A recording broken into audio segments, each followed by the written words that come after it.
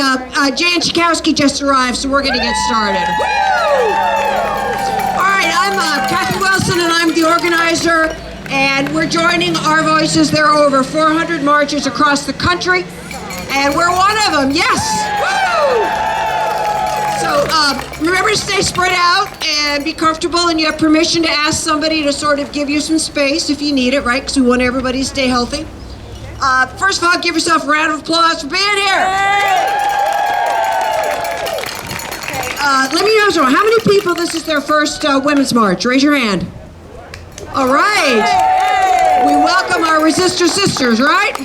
And brothers. Good. So, first of all, we got to warm up. Show me what democracy looks like. Show me what democracy looks like. Show me what democracy looks like. Amen. Amen. All right, I got a joke for you. I'm not good at this, but nonetheless. So a perv, a con artist, and a fascist walk into a bar. And the bartender says, "What'll it be, Mr. President?" Pretty, yeah, I'm here all week. Thank you very much. All right. Yeah, I know you're smart people. Do y'all know what President Trump's new favorite TV series is? Orange is the New Black? Oh, yeah. Okay, what's the fastest way to get Trump to change a light bulb? Tell him Obama installed it. All right, now, and who doesn't need a good knock-knock joke? Ready? Knock-knock. Men. Exactly. Sorry, men, we love our men. All right. So, first of all, we want to, over here to my left, we want to give a shout out to our local lady, a League of Women Voters, Glenview, Glencoe. Yay, ladies. So, they're here today. As you all know, this is the 100th anniversary of the 19th Amendment, which recognized women's right to vote. So, yay for the right to vote. And also, we are gathered here to prove that nasty women can do it, right? So, and women are what make democracy work. And we all know women are going to decide this election, right? So, with all ado, let's, speaking of making democracy work, we have got some women here today. Who's texting my phone? What is going on? Oh, sorry. Oh no, it's raining! Oh no. So, we're going to get going. So, I'm going to introduce the fabulous, marvelous, our representative in Congress, Jan Schakowsky.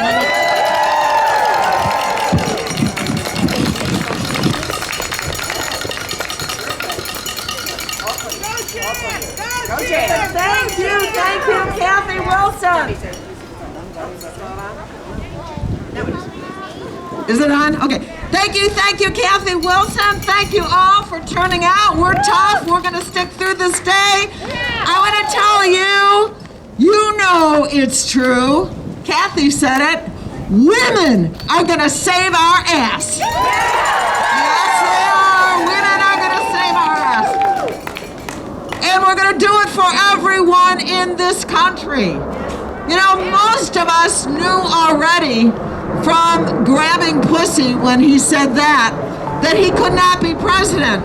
But yet, unfortunately, we did not win white women in the last election. We're going to do it this time. There is a 31% gender gap right now. This is the largest gender gap in 100 years since women had the right to vote. We're going to do it for Ruth Bader Ginsburg. You know, Kamala Harris was absolutely right. She said they're coming after you. They are coming after the women. And there is the hearings that we just heard with Amy Coney Barrett. She does not believe in, well, anything that we care about, but she doesn't believe in our rights. She does not believe that Roe v. Wade was the right decision. She does not believe in vitro fertilization. 60 to 70,000 women rely on in vitro fertilization to have a child every year. She would not say whether it was a bad thing for children to be separated from their parents at the border. But I want to tell you something that I know deep in my heart. Whatever happens on the Supreme Court, which, by the way, they are packing the court. Understand this, and don't ever fall into the trap of saying, does Joe Biden support packing the court? They have been packing the courts. Let me see. They have been packing the courts for the last 4 years. They have been packing the lower courts.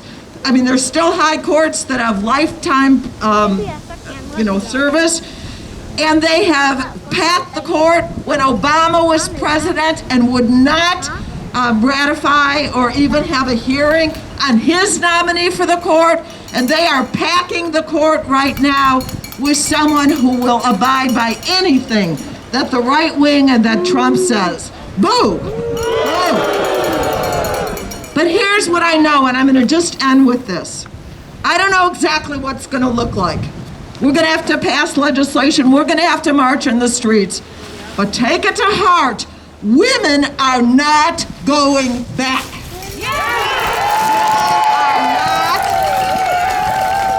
Women are not going back. Okay, I'm going to clean this mic. I'm going to turn it over to my sisters. And I want to just tell you, my beloved sisters, thank you for being out here today.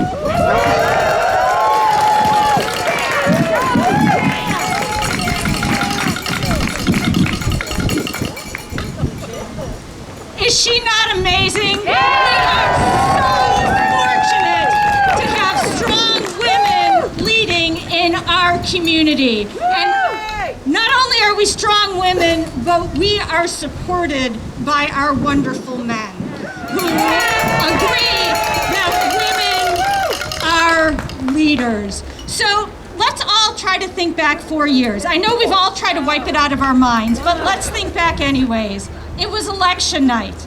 We were watching the returns. We were dismayed. But we took that fear and anger and put it into action. I'll never forget being in D.C. on that day in December, and there were, let me tell you, more people at that Women's March than there were at the inauguration. And that was just beginning the lies and deception. The whole time I kept saying, oh, it can't be that bad, and then it would get worse. And women have been attacked since day one, and we can no longer stand for this. I am so sick and tired of having a man in the White House who, when confronted by a strong woman, responds with belittling us, being rude to us, and totally putting us down. Well, we are going to show him, because he is looking to suburban women to support him, and suburban women are going to have the last laugh. We need to get to that ballot box and vote him out. I am so looking forward. Vote him out! Vote him out! Vote him out! Vote him out! Vote him out! Vote him out! Absolutely! How excited are we for that day in January when the U-Haul pulls up to the White House and we pick him up? So we have so much at stake in this election, and we've got to get out there and vote. Not only for the president, but all the way down the ballot. And I'm going to give a shout out to everybody who's strong enough and brave enough to put themselves out there and get on the ballot and run for election. It's not easy. And we are in a time when people think it's okay that if they disagree with what you have to say, they don't have to talk about it, they can be rude about it. Well, civility and decency are coming back, and it's up to us to change it. So a shout out to our Congresswoman who's on the ballot. Representative Gong Gershowitz, who's going to be speaking after me, who's on the ballot.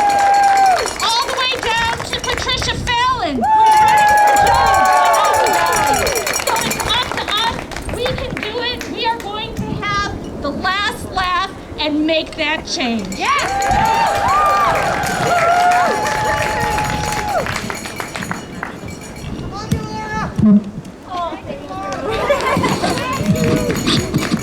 And now, my colleague in Springfield. Hello, my fierce friends. My name is Jennifer Gong Gershowitz. I am the state representative for the 17th district where we're standing now. And I don't know about you, but I am fired up and I am ready to go. So I attended my first Women's March in 1974. My mother carried me on her bicycle to march for the Equal Rights Amendment because I was too little then to make it the full mile around the Daly Center to march for my equal rights. But my mother knew then why she was out there fighting for me, because she knew back in 1974 that our job wasn't done, and she was marching to make sure that I would have the right to make the decisions for my life that were denied to her and her entire generation of women. And in 2016, my mother and I were in Washington, D.C. to tell Donald J. Trump that we would not go back. And on November 3rd, we are going to vote him out.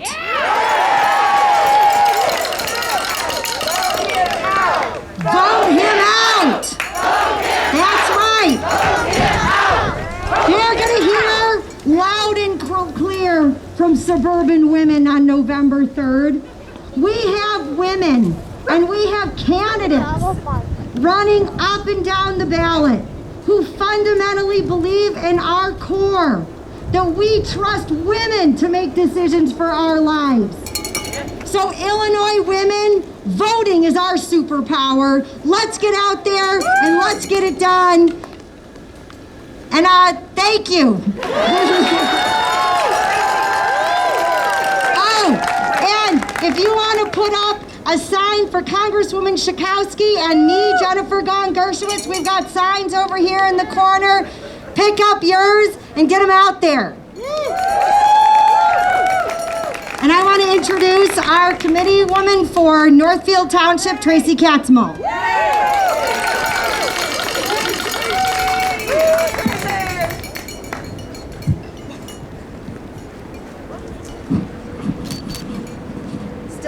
Still COVID again.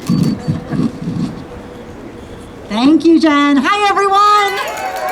I'm your elected Northfield Township Democratic Committee person, Tracy Katzmo. What does that mean? My job is to get you out and get you to vote. Who's gonna vote? Who's voting? All right, I have asks to make of you today. These are important asks. Number 1 is to vote. We're gonna vote. Number 2 is to volunteer. I need your feet on the ground to get all of these wonderful women elected. I need you to sign up to help us pass out sample ballots. Who's gotten a sample ballot in the mail? Awesome. If you haven't gotten one yet, there's another batch coming. If you don't have one, come and pick one up. You have this in digital and paper. This is what you need to get to all of your friends and family so they know how to vote from the top of the ballot. Vote yes for fair tax at the top of your ballot. Who believes in a fair tax? Get all the way down to the ballot to vote for judges. Who believes we need fair and female judges on the bench? That's right. All right, so we're going to vote and we're going to volunteer. Next, we're going to run for office. Who here is a woman who's going to run for office? We absolutely need to run for office. Not just these women who are running today in the general election, but in the April municipal election. We have municipal government seats here in Glenview and Northbrook and Northfield. We have township seats here in Northfield Township. Those seats are still being held by people who do not respect our values, who do not come here today, who are not part of this movement. Who is going to help us make sure that the municipal and township governments support women? Come and talk to me. I need you to run. I have sample ballots for everyone who needs it. I have a Biden-Harris button, like this button on my shirt, for anybody who signs up to volunteer. We need your feet on the ground. We need you to volunteer. We need you to vote, and we need you to run. The last thing I need to ask of you is to understand your ballot, to understand that even though we're in danger at the federal judicial level, we are rocking here in Cook County. On this judicial ballot, one of the two appellate candidates is a woman, a black woman. Of the 13 county-wide candidates, 11 are women. 11 of these are women. Of the county-wide candidates, of the 6, 5 of the 6 are women. These candidates I mentioned also include 6 black candidates, 4 Hispanic candidates, and 2 LGBTQ candidates. We are doing this right here in Cook County. I need you to vote, and I need you to vote for all of them to protect our bench. That is our job and our role as voters. Women are represented on our Cook County ballot. Go out and vote for them. Finally, it is my job to introduce to you our judge right here. Did you know that we live in the 12th Judicial Subcircuit? That there are county judges that represent your part of town and your voice and your vote? Right now, that seat is held by our own Judge Patricia Fallon, who lives right here in Glenview in Northfield Township. Glenbrook South Field School family, right here in town. Do you know who she's running against? She is running against a 4-time Trump donor. Do we want a Trump donor representing us here on the bench? Is that what we want? Do we want him to spend over $500,000 breaking the record for judicial spending to buy that seat on our bench? No, we do not. This is the most important judicial election here locally, and I'd like to welcome to the microphone Judge Patricia Fallon.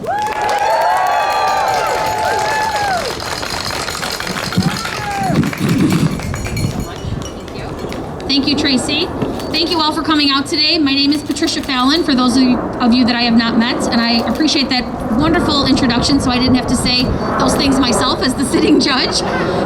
I have been on the bench since July of 2019. I was appointed by unanimous decision of the Illinois Supreme Court. I do live here in Glenview, where I am raising my family. I have 2 sons that are 12 and 14 that attend Field Middle School, and I'm married to my husband John for 17 years. I have been a litigator for 19 years. Don't believe what you read or see from my opponent. Every single thing he has printed is false. I've been a public servant my entire career. Everything is public record. You can look it up. Check my website, check my Facebook page. My resume is there. All of my stats are there. I've been found qualified, recommended, and highly recommended by every bar association that evaluates judicial candidates. I'm the only candidate in the race with 2 highly recommended ratings, and I'm the only candidate in the race with judicial experience as the sitting judge. Sorry, I've had a lot of coffee today. It is very hard to combat such a well-funded candidate. I cannot match him dollar for dollar. What I need from all of you is to share my Facebook page, my campaign website, patriciamfallon.com, or anything else you can with your friends and family, so they are aware that the local judge is in peril of losing her seat because of the way that I'm being outspent approximately 7-1 at this point. He's actually up to $700,000 at this point. And that's not how we should be electing judges. Qualifications matter. Please look me up. Everything is open. It's all public record. Majority of my career was spent in the Cook County State's Attorney's Office on the civil side in federal court doing labor and employment litigation. I welcome any questions. Please reach out to me if you'd like a sign. I have a whole bunch in the back of my car, and I would love to talk to anyone who wants to learn more about the race. I appreciate all the wonderful, strong women that are here that are willing to run and have done so much for all of us. And I just thank you all for being here today, and please share my information with your family and friends so that I can remain as your local judge in the 12th Subcircuit. Thank you. And without further ado, I'm holding my sign because I have nowhere near the recognition as the lovely ladies behind me, which is why I'm holding my sign. Without further ado, I would like to introduce the fabulous RBG. Hi, everyone. I hope you enjoyed the fly on Pence's hair. I sent her to liven up the debate. I guess it worked, right? No, seriously. Seriously, on this important day, as women across the country march, it is appropriate to remember the notorious RBG. I want to share a list of some of her accomplishments that changed life for all women in the United States. In 1996, RBG wrote the majority opinion that ruled that it is unconstitutional for tax-supported women to bar women the schools. This was the case that required the Virginia Military Institute to admit women as cadets. RBG paved the way for the Equal Credit Opportunity Act, which passed in 1974 and allowed women to apply for credit cards, mortgages, and purchase a car without a male co-signer. Ginsburg helped women make strides towards equal pay. In 2007, Ginsburg famously dissented from the Supreme Court decision on the pay discrimination case, Ledbetter versus Goodyear.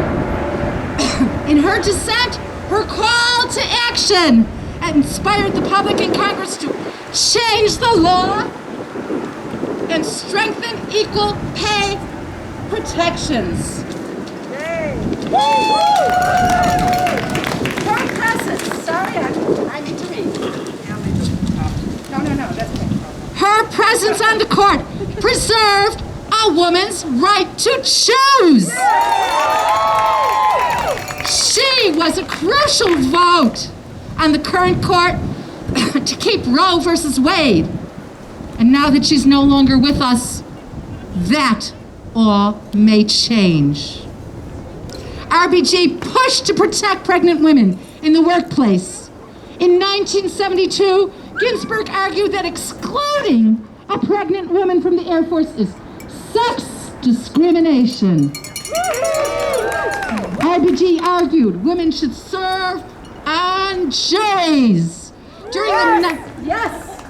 Any of you serve on juries yet? Yes. All right. During the 1979 case, the jury duty was optional for women in several states because it was viewed as a burden for women whose role was seen at the center of home and family life. Ginsburg argued that women should serve on juries on the basis that they are valued the same as men. RBG was a key vote in granting same-sex marriages. In 2015, a 5-4 case allowed queer women and the rest of the LGBTQ community the right to same-sex marriages in all 50 states. Without her vote, the outcome may have been different. RBG's legacy has taught all of us to continue to do the hard work. We've got a lot of hard work left to do, Chicago and suburban women, until November 3rd. So let's get working! And now I want to introduce a local lawyer and activist, Preeti Namani.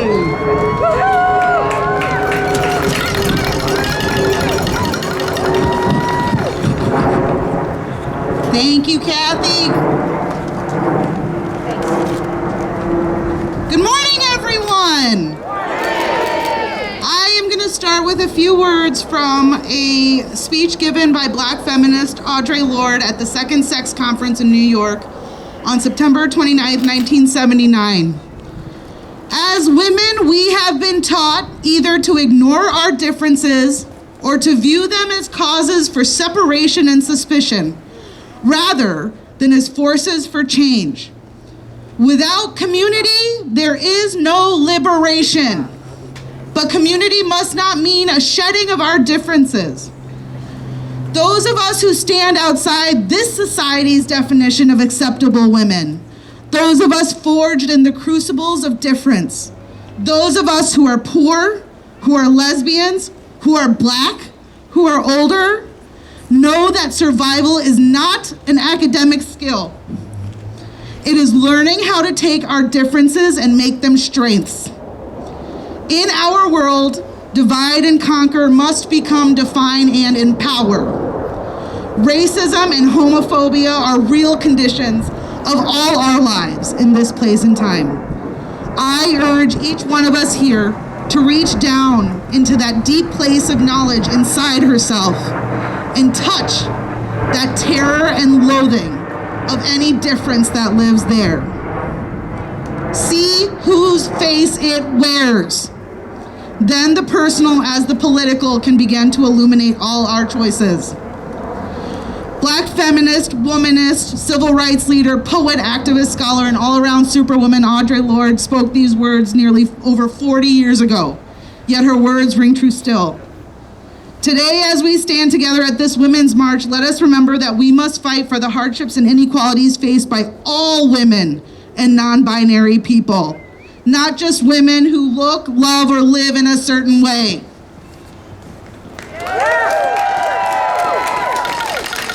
As Audre told us, we cannot be liberated without community, but luckily for us, our community of women and non-binary people is beautiful and uniquely diverse. And that diversity, our differences as a community while having shared goals of equality, is the very thing that makes our collective of American women unstoppable. So today I want you to remember that face of difference, and I want you to hold that face and her strengths and her differences deep in your heart. And I want you to take her strength and fuse it with your own power. And you know what I want you to do? I want you to grab them by the ballots and vote. I want you to vote for yourself, your mothers, your sisters, your daughters, your nieces. But I also want you to vote for those who cannot vote today because their lives were cut short by racial violence, police brutality, homophobia, and hatred. I want you to vote for Breonna Taylor, whose life was cut too short by senseless police violence, whose mother must now live a life with mere memories of her daughter. I want you to vote for Felicia Harris, a beautiful black transgender woman just 33 years old found shot to death in a park in Augusta, Georgia, just a few weeks ago. I want you to vote for Sandra Bland, a brilliant 28-year-old woman who was just trying to get to her job at Texas A&M, but was brutalized and ultimately killed instead. I want you to vote for all our young girls who are scared of the world around them and what the future holds for them.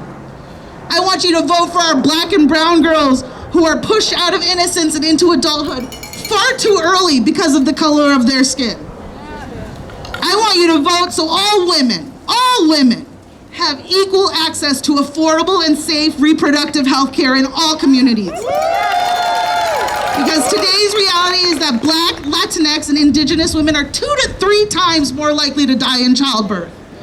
I want you to vote for every immigrant mother who thought she was bringing her child to a safe place to give that child a better life, but instead was detained and separated from her child at the border by a heartless administration. I want you to vote for the millions left behind by this pandemic, unemployed, and for the thousands that have lost loved ones without the chance to say goodbye. I want you to vote for those who are only going to be further devastated if the ACA is struck down, including all of those who rely on free FDA-approved contraceptives and coverage for pre-existing conditions. I want you to vote for the women at work who hustle exponentially harder than their equally positioned male counterparts, but have never been paid as much. I want you to vote for the women who tirelessly work in the home for their family's benefit and receive no credit from our tax laws. I want you to vote for those who need our laws to protect them, to allow them to live their lives freely without fear of racial, gender-based, or homophobic violence. I need you to vote for the hundreds of thousands of women who need to terminate unintended or dangerous pregnancies every year in a safe, accessible, and affordable way without having to ask a man or a court or a parent for permission for what she decides to do with her own body.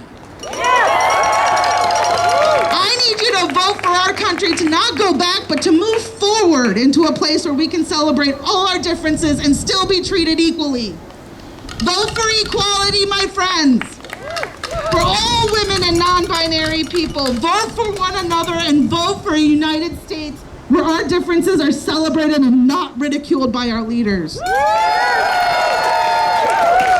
Join me in fighting for the real and enduring change that Justice Ruth Bader Ginsburg envisioned for our country. And let's together take the many steps that we can and must take to take back our country. Thank you.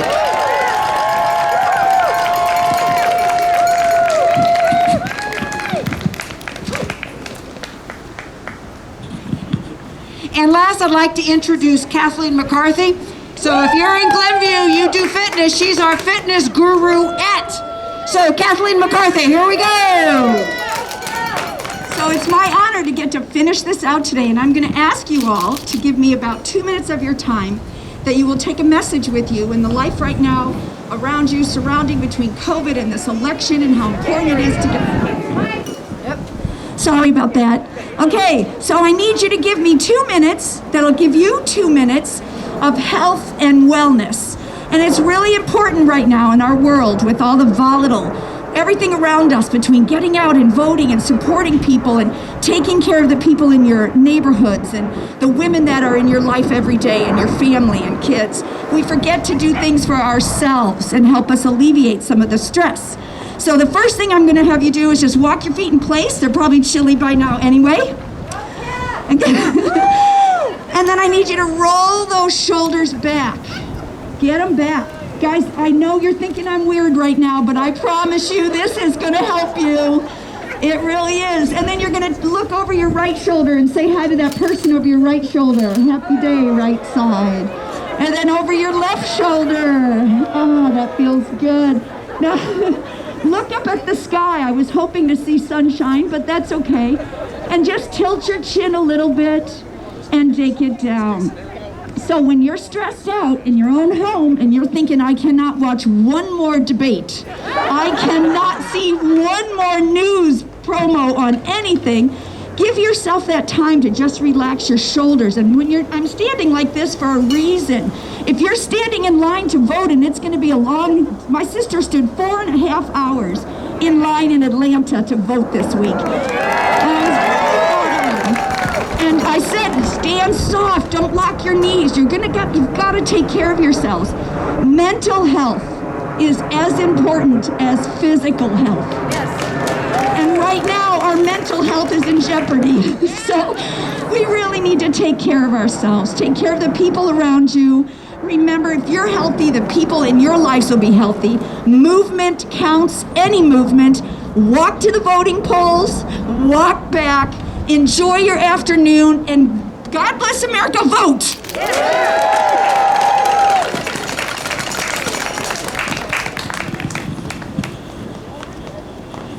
So we got some great women leaders in Glenview. So that's the end of our speakers. So a couple of reminders. First of all, thanks to the League of Women Voters. Huge round of applause for our speakers. If you want signs, Ben is standing over there and he is holding up Jen signs and Jan signs. We've got Tracy up here with League of Women, with Northfield Dems ballots and vote buttons.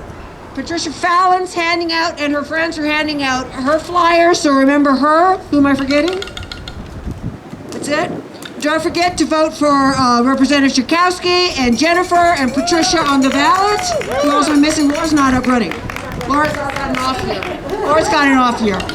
So again, thank everybody for coming. I mean, couldn't be a better great. Is everybody fired up?